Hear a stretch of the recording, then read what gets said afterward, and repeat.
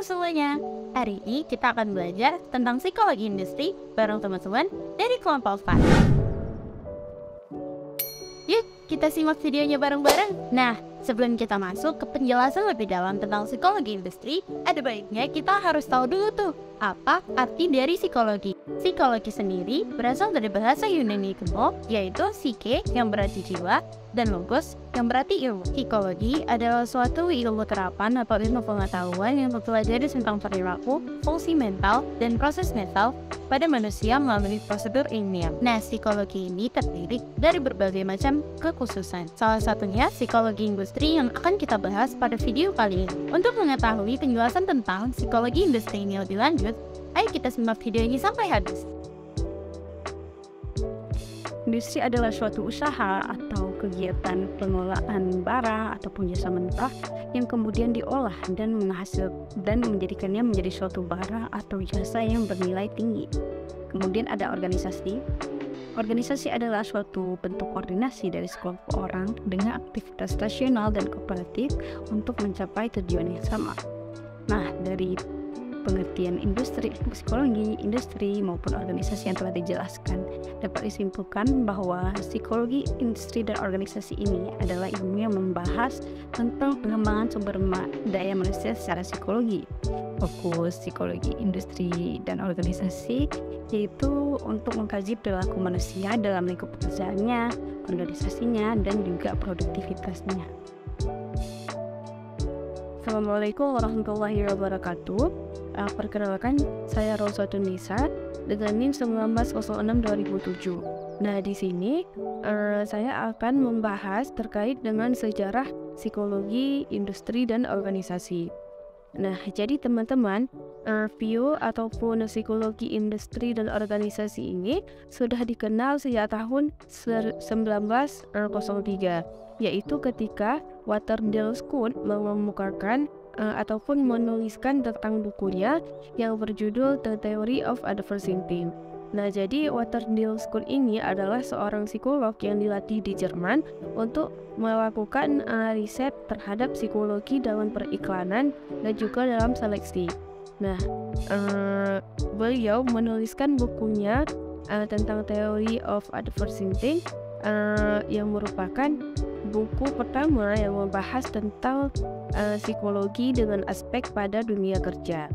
Lalu pada tahun 1910 itu terbit buku yang ditulis oleh Hugo Mansterbeck yang berjudul The Psychology of Industrial Efficiency.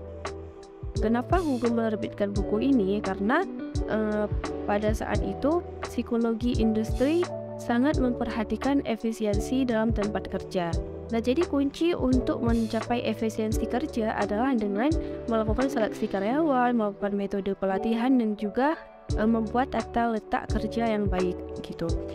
Selanjutnya pada tahun 1911 Frederick Winslow Taylor, yaitu beliau adalah seorang insinyur dari Amerika Serikat yang juga merupakan pelopor scientific management. Nah, jadi beliau ini mencari cara-cara yang paling efisien untuk melakukan suatu pekerjaan dan juga menciptakan berbagai macam alat mekanik yang disesuaikan dengan struktur faal manusia. Lalu pada tahun 1930-an, Pio itu mempunyai bidang gerak yang lebih besar dan juga lebih luas. Terutama itu membahas ataupun sangat mengarah terhadap persoalan-persoalan SDA ataupun sumber daya manusia. Contohnya itu seperti seleksi karyawan dan juga penempatan karyawan. Juga pada tahun 1930-an ini ditemukan sebuah studi dari Harvard yang artinya pada studi ini psikologi itu menjadi lebih terlibat dalam kegiatan-kegiatan yang mengarah pada kualitas lingkungan kerja dan juga sikap-sikap karyawan. Untuk pada tahun 1930-an itu ditemukan beberapa karakteristik yang menjadi bagian dari penggalan-penggalan utama perundang-undangan. Jadi undang-undang tersebut diarahkan untuk memberikan perhatian terhadap sumber daya manusia yang profesional dalam mengembangkan berbagai teknik seleksi yang adil. Lalu setiap hasil seleksi tadi itu dipakai sebagai bahan pertimbangan oleh psikolog untuk menentukan dan juga menempatkan karyawan pada bidang yang sesuai dengan potensinya masing-masing gitu. Lalu pada tahun 1970-an penelitian diarahkan pada setiap persoalan kepuasan dan juga pada motivasi karyawan itu sendiri, sehingga banyak teori tentang perilaku karyawan yang ada dalam organisasi yang dikembangkannya. Mungkin sekian dari saya. Assalamualaikum warahmatullahi wabarakatuh. Halo, saya Yuni Suradawati akan melanjutkan pembahasan perkembangan bio di Indonesia. Bio berkembang di Indonesia pada tahun 1950-an, dan pada saat itu Indonesia sudah merdeka dan diakui secara resmi. Terdapat kegiatan yang menggunakan tes psikologis di Balai Psikoteknik dari Kementerian Pelajaran dan Kebudayaan Republik Indonesia yang mengadakan seleksi siswa yang ingin memasuki SMK. Dan satu lagi yaitu Pusat Psikologi untuk Angkatan Darat di Bandung untuk menyeleksi calon tentara yang menggunakan pengukuran psikometri. Dan selanjutnya pada tanggal 3 Maret 1953 didirikan Lembaga Asisten Psikologi yang dipimpin oleh Profesor Dr.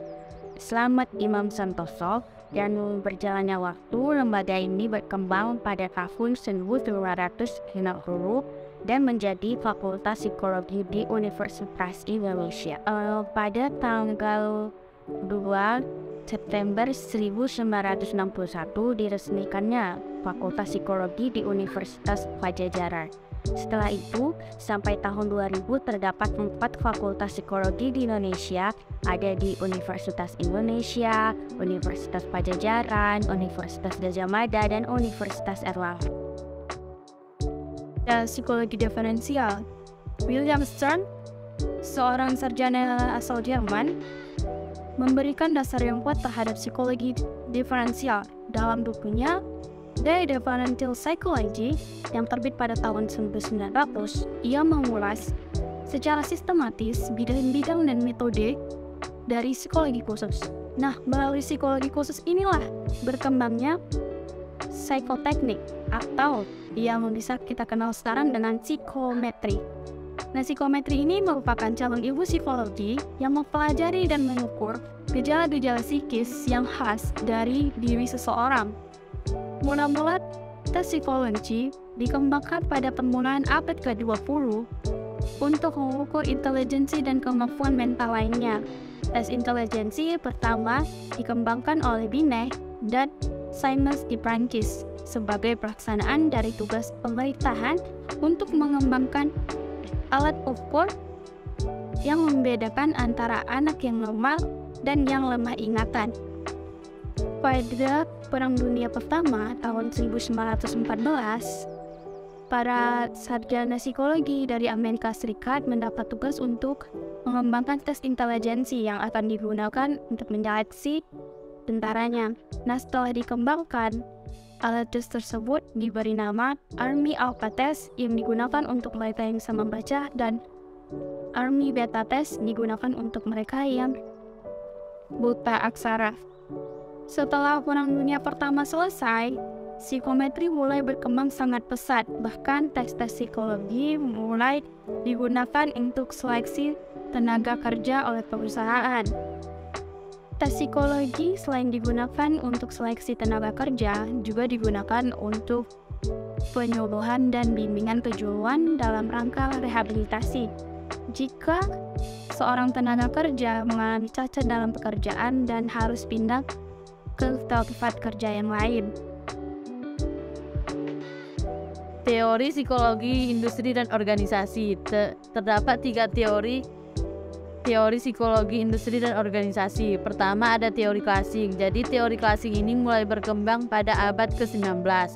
Teori klasik ini sering disebut dengan teori tradisional. Teori ini menjelaskan mengenai organisasi sebagai sebuah lembaga tersentralisasi. Petunjuk yang diberikan memiliki sifat mekanistik, struktural, namun tidak ada kreativitas di dalam.